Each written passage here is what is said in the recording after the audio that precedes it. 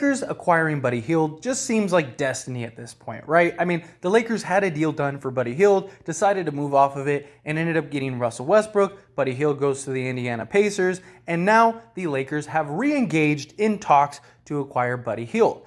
The reports come in and out like every couple weeks. It seems like the Lakers are going after Buddy Hield, the Pacers are trying to trade Buddy Hield to the Lakers, and we're going in this back and forth. But there was a report to McMinnon that said there has been some talks re-engaged between the Lakers and the Indiana Pacers. Now that would center around Buddy Hield deal and could be a deal that could include Russell Westbrook if you're also talking about having Miles Turner in that deal. Or perhaps it could be a secondary move where you would be talking about Talen Horton-Tucker type of package to get Buddy Hield. So very likely any deal to get Buddy Hield to the Lakers is going to end up being two types of deals. Now, if the Lakers are in the midst of trying to get Kyrie Irving, they could get Kyrie Irving and they could get Buddy Hield. They could work out a package that's, THT, Wenyen Gabriel, Kendrick Nunn, and like maybe a first round pick. You end up getting Buddy Hield. The money works to send out and to the Indiana Pacers. And then if you're the Lakers and you want Kyrie, then you still have a first, you have a bunch of seconds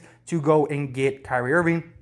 That's the grand prizer. That's the main goal. Trying to get Kyrie Irving and Buddy Hield. That's the home run, the grand slam play. Now, Buddy Hield to the Lakers, even if they don't get the Kyrie deal, Buddy Hield to the Lakers would just be a huge win, right? They don't really have a shooter. Right now, as it stands, no pun intended, statistically, LeBron James is their best three-point shooter on the team. That is not good. If the team shoots what they shot last year, then the Lakers would be dead last in three-point percentage. Now, I do think a lot of the guys are going to improve their three-point percentage just playing next to LeBron James and Anthony Davis. But in reality, are they all going to improve to be, 40% three-point shooters? No. Maybe they could get, a percentage or two higher. That could be helpful. But in reality, you're banking on a bunch of guys that can't really shoot threes to all of a sudden be able to start shooting threes. But if you get a guy in Buddy Hield, now you have a guy that can be your sort of go-to sniper. You could plug in with LeBron. You could plug in with whoever your other secondary guard is, things like that. Not just that, but if you do a deal for Buddy Hield and you don't give up Westbrook, whether you keep Westbrook or not, you're putting a shooter around Westbrook, which is good. If you end up moving off of Westbrook, then if it's Kyrie, perfect. Now you got two shooters. But if you end up, let's say you don't get Kyrie, you miss out on Kyrie, and you end up trading Westbrook to a team, and you get back, like, let's say, just saying, like, let's say Patrick Beverly or something like that. Well, then you got a shooter next to Patrick Beverly. However you slice it, you get Buddy Hield. Now, if you could work it out to where you get Buddy Hield and Miles Turner, that would be beautiful. And, a lot of people I understand are probably thinking, like, well, if you end up getting Miles Turner, we have all these centers. Anthony Davis can play center. Yeah, but none of these guys are Miles Turner. And Miles Turner provides so much more than a lot of these guys. Not just that, but you got to understand, Anthony Davis, he's a guy that's going to miss probably 20 to 30 games this season. So it'd be nice to have Miles Turner. Miles Turner can also play both the center and power forward. He played a lot of power forward on the Indiana Pacers. My only concern with getting Miles Turner in the deal is I don't know how you make that work with the Indiana Pacers now that they didn't get DeAndre Ayton. Because the whole original idea was that, we get Ayton, then we could trade Miles Turner to you. But they ended up not getting Ayton, and he got re-signed by the Suns. So it's like if they trade Turner, are they going full-fledged, rebuild mode? They already are in full-fledged rebuild mode, but are they now tanking? Like, what ends up working out? Would they really be willing to trade Miles Turner? Now, Miles Turner, he is an expiring contract, and maybe you worry, I'd rather get something for him than losing out on him for nothing. Lakers can get Miles Turner. They get Miles Turner. They can use him in a 3-team deal. They could keep him. They could re-sign him. They could extend him. It gives them a lot of possibilities and potential. The pairing of Miles Turner and Anthony Davis could be hugely beneficial. That could be a great pairing. You'd still have the depth at big, which is great because Miles Turner has had some injuries in the past. Anthony Davis had some injuries in the past. It just gives you more size and depth. And, shooting, because Miles Turner, he could shoot the shot from the outside. He's not a lights-out three-point shooter, but he can knock them down. He's a guy that can be your just stout defender down low. Him and Anthony Davis guarding the paint, man. Good luck trying to score on that unit. That would be a huge, and it's kind of a younger, more athletic, more versatile 2020 team, right? With Anthony Davis, LeBron James, Miles Turner, you kind of have that versatility there. And if you end up with a guy in Buddy Hield, you got your sniper now. So that would be huge in that regards. Now, of course, if you could get Miles Turner, which I think he's the hard part. I think very likely the Lakers just end up with Buddy Hield. I think that's the goal, right? Get Buddy Hield, get Kyrie Irving, boom. It's a win-win, home run. We got plenty of centers. We got plenty of size. We don't need another center. I just think that if they get Miles Turner, it's very likely they're getting Miles Turner to send elsewhere. Maybe in the Kyrie trade, something like that. That's a huge possibility, right? Maybe, hey, you're not going to get, a bunch of draft picks and a bunch of firsts, but we can get you Miles Turner and, maybe a couple seconds.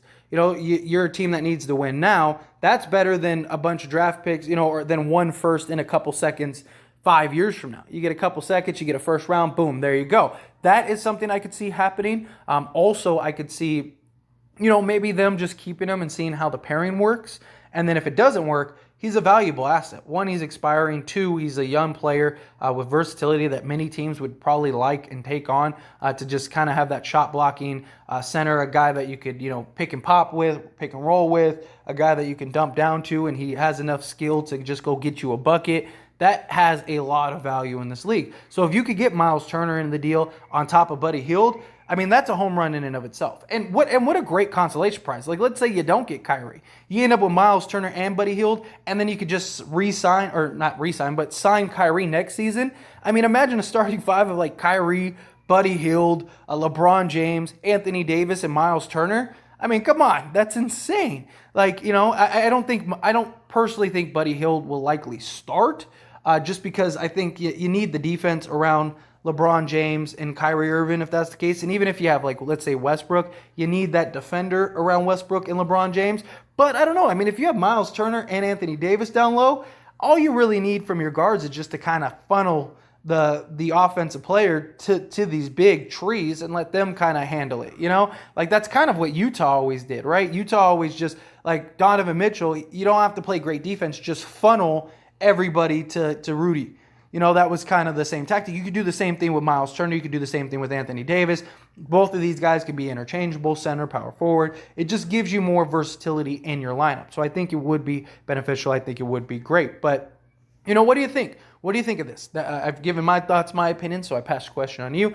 Do you think this is an absolute home run if you're the Lakers? Go get Miles Turner. Go get Buddy Hield. Maybe you could send Turner to the Nets and get Kyrie. So now you end up with Kyrie and Buddy Hield. Do you think, like even if you can't get Kyrie, Buddy Hield, Miles Turner is just, it's a great consolation prize, right? Again, I don't personally think we're going to get Miles Turner. I don't want people to get too high on that. I mean, it's always possible. You never know. But I just think if the Lakers end up getting Miles Turner, it's a sign that he's going elsewhere. I don't think the Lakers are going to, especially because they're probably going to have to trade both the first. So if they trade both the first to go get Miles Turner, theoretically that would take you out of the Kyrie Irving trade. Or they've already talked to the Nets, and the Nets say, we want Miles Turner, which there have been reports for years now that the Nets would love to have Miles Turner. So maybe you work something out like that. I don't know. The possibilities are there. I think Buddy Hield is achievable. I think he is obtainable. I think he's a guy that almost, like I said earlier, seems destined, right? He's the white whale for the Lakers. I do feel a lot of the Buddy Hield trade idea is a lot of like to show face. I kind of feel like it's like, hey guys, we didn't get him last year, but guess what? We got him this year, so it all worked out, that kind of thing. It's kind of how I feel, but we'll see. We'll see how it all plays out. Again, love to hear your thoughts and opinions, however you feel about it, down in the comment section. That being said, hit that like button. Helps me out a lot. Lets me know you enjoy these types of videos, and I truly appreciate it. If you're not subscribed to the channel, hit that subscribe button, followed by the bell notification. Stay up to date with all things sports. Join this wonderful community and all of our discussions. I'll see you all in the next one. Thank you.